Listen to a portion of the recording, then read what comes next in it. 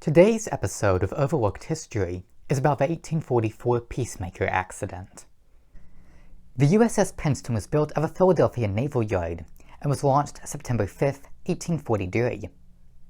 The new vessel was the most advanced warship in the world. The ship was powered by steam, and she used a screw propeller as opposed to paddles.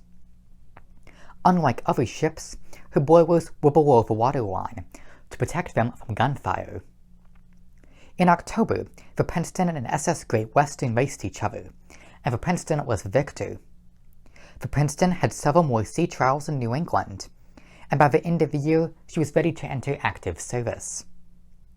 On January 1, 1844, the ship was outfitted with two new cannons, named Oregon and Peacemaker. Oregon had been built first, and was tested 150 times before she was mounted on the Princeton. The Peacemaker had only been tested 5 times before she was mounted. At the time of the Princeton's launching, John Tyler was president.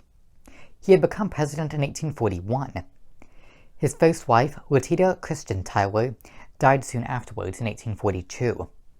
The next year, Tyler proposed to Julia Gardiner, but she turned him down.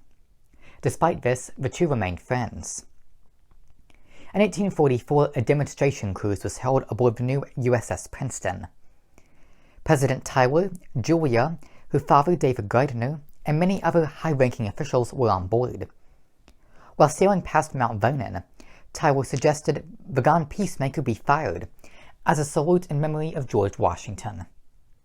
They fired the gun several times, before many guests went below decks to eat. The Princeton's captain was planning to fire the gun one more time, so many of the guests came back to the deck. Tyler was planning to come back up as well. While on his way up the ladder, the gun fired and exploded, sending shrapnel everywhere. The Secretary of State, Secretary of Navy, and Chief of the Bureau of Construction, Equipment, and Repairs, along with David Gardiner, were all among the dead. Almost 20 more people were injured. Since Tyler was on his way up, but had not made it to the deck, he was out of harm's way. After the explosion, Julia Gardiner fainted and was carried to safety by President Tyler. Meanwhile, the USS Princeton's reputation suffered from the accident. The Navy's most advanced warship was scrapped after only 5 years in service.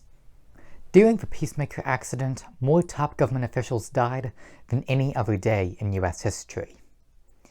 After being carried to safety by the President, Julia Gardiner changed her opinion of him, and they married 4 months later. They went on to have 7 children. Thank you.